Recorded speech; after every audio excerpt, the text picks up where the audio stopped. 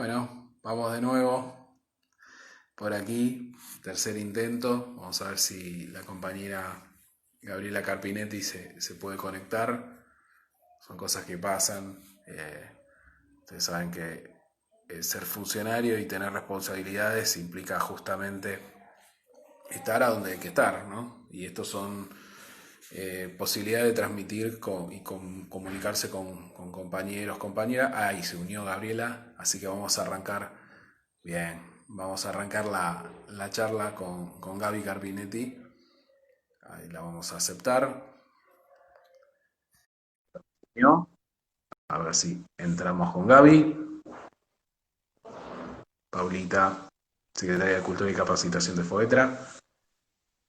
Y creo que Gaby está, por lo pronto. Está en la oscuridad, o hay que prender la luz. No, no, se ve. A ver, giramos la cámara. Aquí estoy. Grande. ¿Cómo andas, Gaby? Bien, vos, Ari, gracias por la invitación. No, gracias a vos, Gaby, por estar ahí. Gabriela Carpinetti, como decíamos, directora nacional de los Centros de Acceso a la Justicia, dependiente del Ministerio de Justicia de la Nación. Bueno, Gaby, vamos a charlar un poquito. Comentale a los compañeros, a las compañeras, de qué son los Centros de Acceso a la Justicia, a qué se dedican, cuáles son las principales acciones que tienen los conocidos como CAJ, ¿no?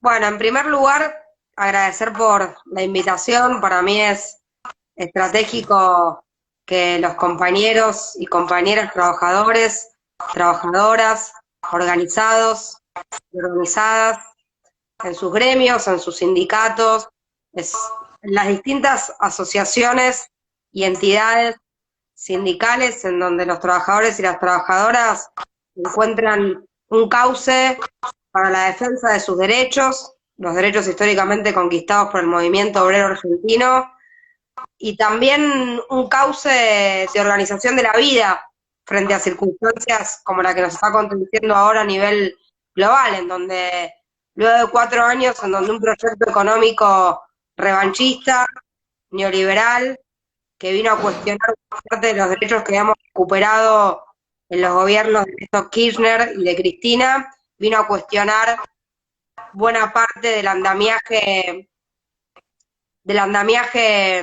con perspectiva de derechos que habíamos recuperado desde el 2003 en adelante. Convenios colectivos, el Consejo del Salario Mínimo Vital y Móvil, la defensa de una perspectiva obrera que discuta la flexibilización laboral y la precariedad. Bueno, creo que FOETRA es un gremio ejemplar en ese sentido. Y tuvimos 4 años muy duros, y ustedes lo saben muy bien, y después de la pandemia amarilla, a los pocos meses de asumir Alberto, llegó esta otra pandemia, que es una enfermedad que revela otros síntomas globales, maléficos y crueles, y en definitiva hay que, hay que leerlo esto con sabiduría y con espiritualidad, diría casi con la sabiduría de nuestros ancestros, ¿no? La naturaleza pegó un grito muy fuerte. Esta fue una reacción de la naturaleza frente, frente a un sistema que, como dice el Papa Francisco, no se aguanta más, frente al ecocidio y la destrucción de la madre tierra y la destrucción, en definitiva, de una perspectiva de vida humana digna, ¿no? Entonces, a mí que los trabajadores asuman que los gremios no son solamente para discutir salarios y reivindicaciones muy, muy concretas, que son fundamentales, son la naturaleza propia de la gremialidad, pero que también podamos discutir otras cosas que hacen a la buena vida, al buen vivir, al debate de los buenos gobiernos y de los buenos estados, me parece vital y fundamental. Y los centros de acceso a justicia nacen en el primer gobierno de Cristina, en el 2007, nacen como un pequeño programa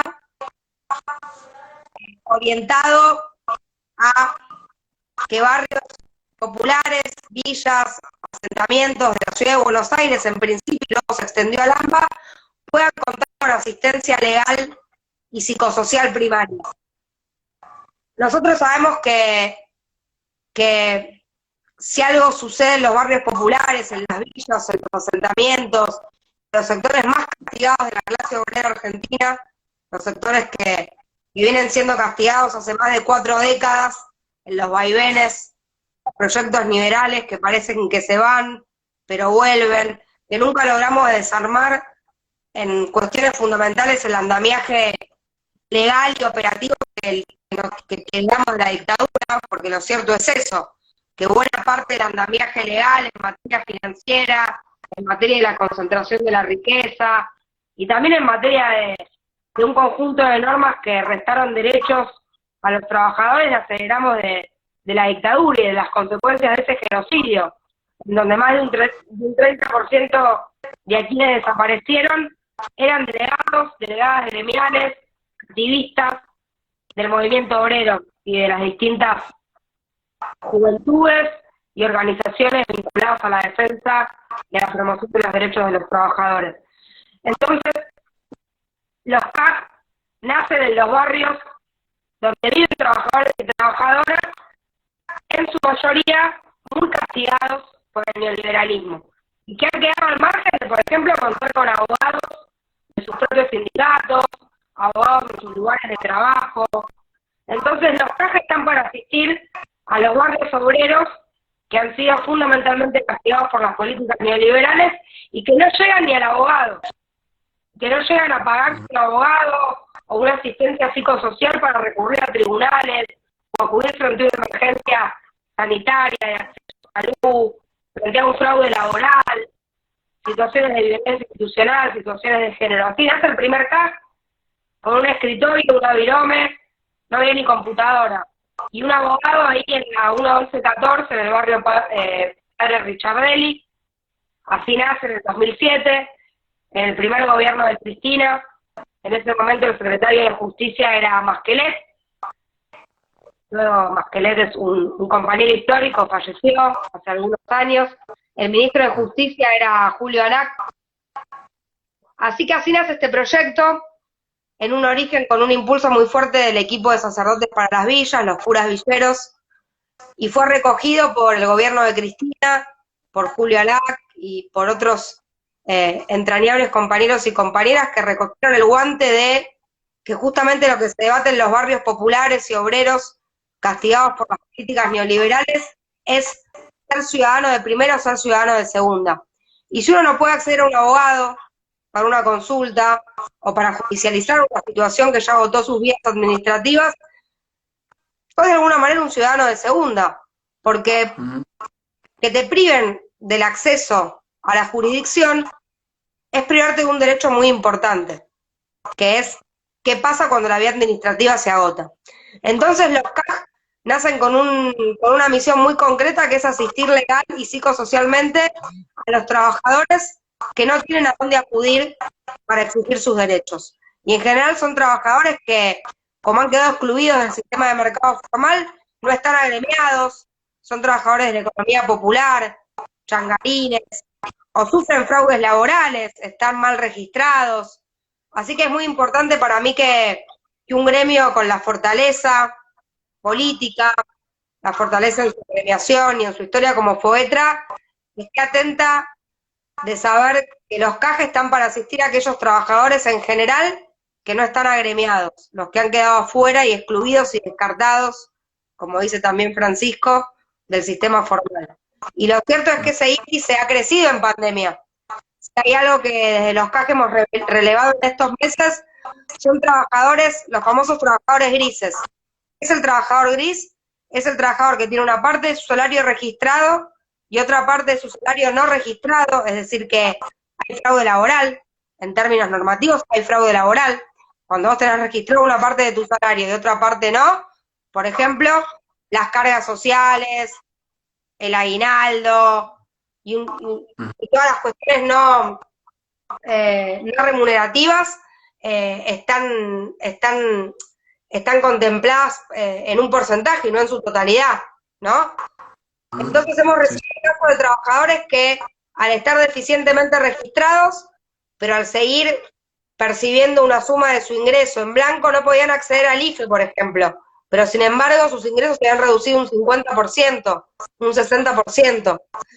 Entonces, esto es una problemática que hemos recogido en los CAS, que yo la he elevado al Ministerio de Trabajo y a los funcionarios correspondientes de quién asiste a los trabajadores grises, aquellos trabajadores que están mal registrados, que en pandemia los empleadores los han suspendido o han decidido simplemente seguir pagándoles la parte registrada y no la otra, pero que son trabajadores que no han podido acceder ni al seguro de desempleo, ni al ingreso familiar de emergencia, y son de los sectores que han quedado más descubiertos en pandemia. Bueno, y ahí los gremios tienen un rol muy importante que jugar en articulación, por ejemplo, con esta herramienta pública que son los CAG. Así que bueno, esos son los CAG, han ido creciendo del 2007 en adelante, de programa, han pasado a dirección, se han extendido al área metropolitana, luego se han extendido a la mayoría de las provincias del país. Te diría, por lo menos hay un CAG en cada provincia del país, es decir, que es una política federal, de despliegue federal, que si se ha sostenido fundamentalmente fue por dos razones trascendentales. Primero, por la voluntad tosuda de los trabajadores de defender la política pública como una política de servicio al pueblo. Y la segunda razón es por el arraigo en la comunidad. El pueblo defiende lo que sirve. El pueblo defiende aquellas políticas que defienden la dignidad.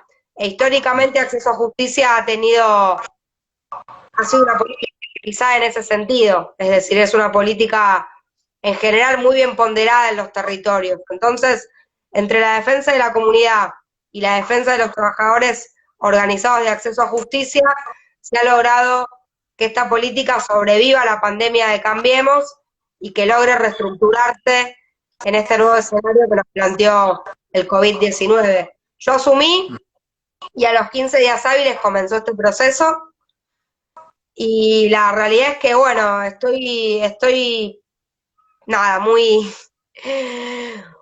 contenta, muy cansada, pero muy orgullosa de la fortaleza que tienen los trabajadores de esta política. Para mí, la naturaleza de esta política es la presencia, es el territorio, y lo hemos podido sostener, y son sin lugar a dudas sus trabajadores, su compromiso, su empatía. Yo siempre digo que para trabajar en acceso a justicia, la primera condición no es tener un título universitario, sino que es tener compromiso y empatía con el dolor de los más castigados y comprensión del drama humano de manera integral. Las personas no es que tienen un problema de género por un lado, un problema de salud por el otro, un problema sanitario por el otro, un problema habitacional por el otro. En las personas y en los grupos comunitarios, las salidas en general son colectivas o no son, y un mismo sujeto y un mismo grupo familiar o comunitario está atravesado por un conjunto de problemáticas. Entonces, no hay un botón distinto para apretar según el problema que a cada uno le toque. Por eso los casos los planteamos como una ventanilla única del Estado, en donde lo único que no está permitido es derivar, abandonar y desistir. El conflicto se asume, se resuelve, se sistematiza y se le da una intervención resolutiva. Y si se agota la vía se accede a otras vías de exigibilidad. Así que bueno, en síntesis, este es el trabajo que tiene que ver con los centros de acceso a justicia. Te iba a hacer justo esa pregunta, Gaby. O sea, no es que el centro es un centro derivador, sino que es un centro integrador con otras áreas del Estado, digamos, no solamente el área de justicia, sino también con una red interministerial o con secretarías que tienen que por ahí abordar las problemáticas a las cuales se acercan a los centros de acceso a la justicia los laburantes, la gente, digamos, que necesita justamente de los CAG, ¿no? Sí, exactamente, está muy bien planteado de esa manera porque los centros de acceso a justicia es la posibilidad, a ver, acá hay que tener en claro, y hay que decirlo con total certeza, el Estado es uno de los grandes productores de daño junto al mercado. El Estado también vulnera derechos. Y los CAG, de alguna manera, son patrocinadores administrativos frente a daños que produce el Estado, fundamentalmente en materia de seguridad social, de salud, habitacional y el conjunto de derechos humanos fundamentales que merece cada ciudadano por el solo hecho de haber nacido. De eso se tratan los derechos humanos fundamentales. Y obviamente un conjunto también de vulneraciones que produce la propia dinámica del mercado. Pero nosotros partimos de una definición política muy clara. La desigualdad no es un designio de la naturaleza, sino que es una decisión política. Más aún en una etapa de la humanidad y del desarrollo histórico, en términos de análisis materialista, en donde no hay un problema de escasez. Justamente en este mundo, si algo hay, es concentración de la riqueza y de los bienes que produce la humanidad en un puñado muy pequeño de apellidos y desempoderamiento, desposesión, exclusión en buena parte de las mayorías populares en todo el mundo, concentrado fundamentalmente en la exclusión en 3 grandes continentes: el continente asiático, África y América Latina. Entonces, bueno, no voy a repetir las estadísticas que creo que todos los oyentes de este encuentro conocen respecto de cuánto concentra el decil más enriquecido y la situación de desigualdad que sufren los deciles más empobrecidos, pero lo cierto es que la desigualdad es una decisión política. Hay estados promotores de esa desigualdad y hay estados que vienen a reparar los procesos de desigualdad. Bueno, yo formo parte de un gobierno que desde que asume que el problema de la desigualdad también no es un destino natural ni divino, sino que es una decisión política. Y hay que trabajar políticamente para revertir esa situación. Entonces, me parece fundamental que los CAG vuelvan a recuperar, luego de la etapa anterior, de la pandemia amarilla, como me gusta llamarla a mí, esta perspectiva, que combatir la desigualdad y que los CAG sean un centro integrador y no derivador y no peloteador, es una definición política de primer término. Entonces, nosotros en ese sentido establecimos sectores preferenciales con quienes trabajar. Sabemos que a fin de año en nuestro país más de un 50% de las personas que habitan en este territorio van a estar bajo la línea de pobreza, que en el área metropolitana de Buenos Aires, fundamentalmente concentrado en el conurbano bonaerense, 7 de cada 10 niños, niñas y adolescentes van a ser pobres. Y que buena parte de este conjunto de personas que nombro que van a estar atravesadas por esa condición de desigualdad y de vulneración, porque no hay personas vulnerables, hay situaciones y políticas que vulnerabilizan a los sujetos y a los grupos, y a grupos sociales determinados. Entonces, nosotros establecimos como prioridad que los CAC trabajen con los trabajadores y las trabajadoras de la economía popular, con los migrantes, con los trabajadores de la agricultura familiar, con los trabajadores rurales, pero también con estos trabajadores grises, que en muchas ocasiones los gremios formales les dan la espalda, ¿no? Entonces hay un conjunto de actores que para nosotros son preferenciales, obviamente las mujeres, las diversidades, la infancia, pero fundamentalmente a nosotros nos gusta pensar los CAG en términos del universo del trabajo, porque seguimos sosteniendo, tal vez añejamente, pero para mí no es añejo, sino que es siempre actual, que el trabajo es un ordenador de la vida. Y como ordenador de la vida es también fuente de creación y de construcción de lazos comunitarios. Entonces a nosotros las prioridades nos lo ordena el mundo del trabajo y el mundo de las vivencias y de los hábitats donde desarrollan su vida los trabajadores y las trabajadoras. Entonces por eso los CAG van a crecer en los barrios populares, los más de 4.400 barrios populares censados en el RENAVAP de todo el país, de los cuales más de 1.800 se encuentran en el área metropolitana de Buenos Aires, van a crecer en las villas, en los asentamientos, van a crecer también como corredores móviles los CAG. Yo quiero que crezcan mucho en el interior del país, así que bueno, en esa perspectiva andamos. Y es muy importante que los gremios organizados los gremios fuertes como FOETRA puedan acompañar esta perspectiva. Sí, seguro, seguro. Cuanto más responsabilidad y capacidad organizativa, más compromiso tenemos que tener a donde lo tenemos que tener. Gaby, ahí te traigo por ahí para un par de temas que, bueno, nos conocemos de muchísimos años con Gaby, somos amigos, Vamos a compañeros de militancia, somos amigos. Y nos conocemos mucho los pensamientos, pero por eso también me resulta interesante reflexionar sobre el estado de la justicia. Gaby, el año pasado vos, con un grupo de militantes del cual también formamos parte, habías hecho, digamos, habías estado en una actividad muy importante en lo que es Comodoro Pi, los tribunales, ¿no? Se había denominado Comodoro Pig, ha jugado con un juego de palabras, con la palabra cerdos en inglés, ¿no? Y ahora se está discutiendo toda una reforma judicial, se está lanzando toda una reforma judicial, el presidente la presentó la semana pasada, si mal no recuerdo, el miércoles. ¿Cómo estás viendo el panorama de la justicia, digamos, más formal, entre comillas, digamos, de este poder judicial que yo decía en las presentaciones, es el único de los tres poderes del Estado que no está sometido al voto popular, que se mantiene, digamos, como una suerte de casta independiente? ¿Cómo ves esta necesidad de avanzar en la reforma judicial? ¿Crees que es necesario, que justo? ¿Y qué aspectos de los que conoces te parecen los más destacados?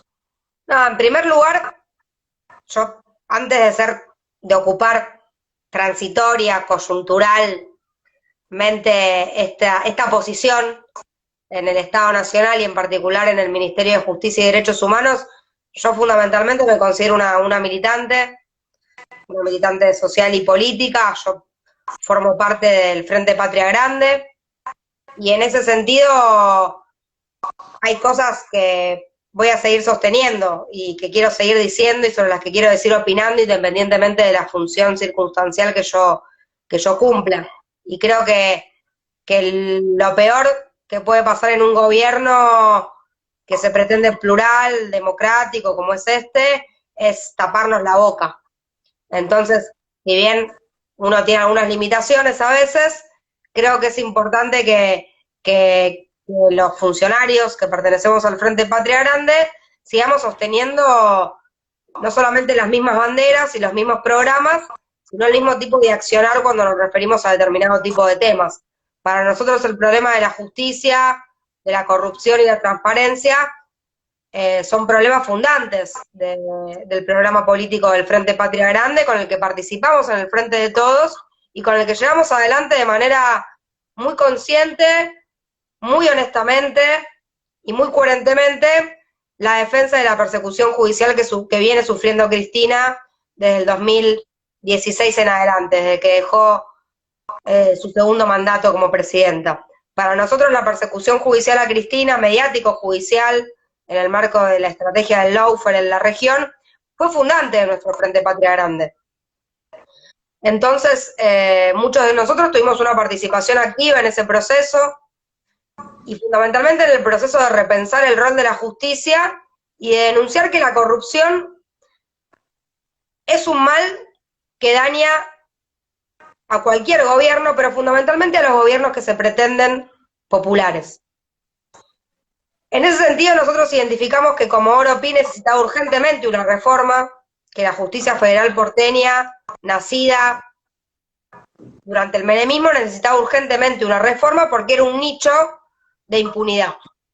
Era un nicho de impunidad, era un nicho de operaciones políticas ilegales, expresadas y conocidas ahora públicamente como un andamiaje y un dispositivo de escuchas a dirigentes de todos los sectores, también los dirigentes que en su momento, hasta hace pocos meses, formaban parte del oficialismo de Cambiemos.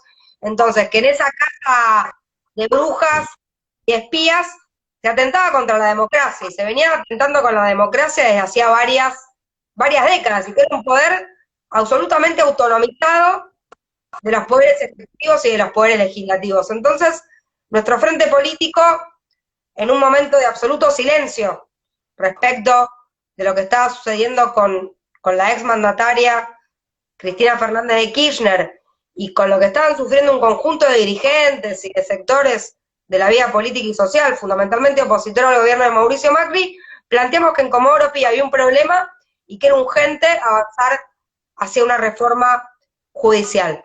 Ahora, nosotros planteamos que no era suficiente con el reordenamiento burocrático de la justicia, que también había que discutir con profundidad los problemas del acceso a la justicia, que no alcanzaba conseguir distribuyéndose el poder entre jueces, la Corte y el Consejo de la Magistratura y el Ministerio Público Fiscal. Que además de hacer eso, está muy bien desconcentrar el poder de la justicia federal porteña, que haya más juzgados, que se avance hacia el sistema acusatorio en materia penal, que se amplíe la Corte, todas cuestiones que son el eje fundamental del proyecto que hoy presenta el Ejecutivo para que se discuta los próximos 90 días.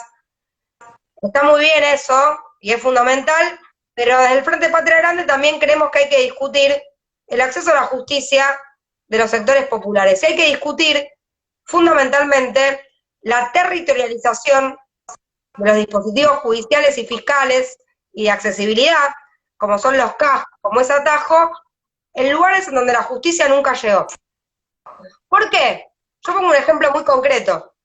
¿Por qué un juez y un fiscal no están recorriendo hoy los barrios para recoger los daños patrimoniales, pero también posibles delitos penales que cometen empresas como Edesur y Edenor con sus cortes, produciendo riesgo eléctrico, sobrefacturando, malfacturando, o negando que, por ejemplo, se conviertan en usuarios y usuarias los residentes de los barrios populares censados en el RENAVAP?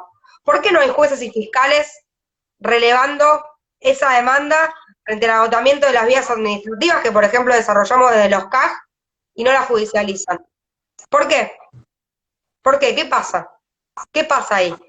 Yo creo que los jueces y los fiscales tienen que tener la obligación de estar en los territorios, no solamente desde una perspectiva criminalizante, es decir, penal, sino también desde una perspectiva de defensa de los derechos económicos, sociales, culturales y ambientales, los famosos DESCA. Los DESCA tienen que ser litigables y judiciables justamente para poder defender la vida digna de los descartados, DESCA y descartados. Entonces, a mí me parece muy importante que también en la reforma judicial discutamos la accesibilidad, discutamos la construcción de unidades judiciales asentadas en las periferias, que pueda haber unidades de flagrancia también en los barrios, que puedan existir oficinas de violencia de género en donde una mujer no se tenga que ir como único lugar a la oficina de Lavalle desde cualquier punto del país a solicitar urgente una cautelar, sino que también pueda tener una oficina de violencia de género en sus barrios. ¿Por qué no? ¿Por qué no? Bueno, hace falta discutir todo eso también, justamente para eliminar las barreras, acortar las brechas y que en los barrios no existe una ciudadanía de segunda, que seamos todos y todas ciudadanos de primera. Para eso está la justicia. Tal cual. Gaby, sé que tenés poco tiempo, pero no quiero dejar de hacerte una última pregunta, que me parece que va atada a esto, a este planteo que vos bien hacés, que es el tema de la seguridad, ¿no? Porque se lo ve muchas veces el tema de la seguridad y yo sé que vos con distintos compañeros y compañeras están en los territorios bancando a la gente que realmente padece la inseguridad, que es ni más ni menos la inseguridad de la desigualdad, de la falta de no saber si se va a comer el día a la noche, de no saber si le podés dar de comer a los pibes, etcétera, etcétera. Cuando se habla de la justicia y de acercar la justicia a esto, es abordar el problema, la problemática de la seguridad desde otro lado. ¿Cómo estás viendo? Sé que es un tema que por ahí puede causar polémica, pero ¿cómo estás viendo la discusión de la seguridad?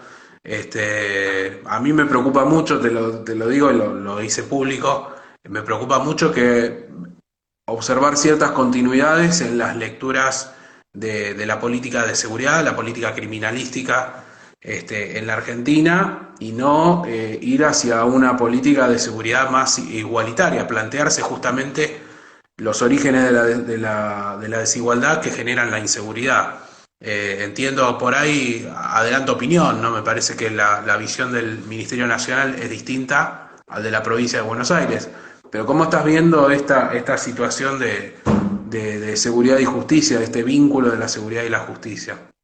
No, mira, yo voy a decir algo que también puede sonar polémico, pero para que exista una reforma policial seria como la que necesita nuestro país, fundamentalmente la de la policía bonaerense y las policías provinciales, creo que tiene que haber una reforma judicial también profunda y una reorientación clara de la política criminal, porque si no, terminan siendo jueces y fiscales los policías.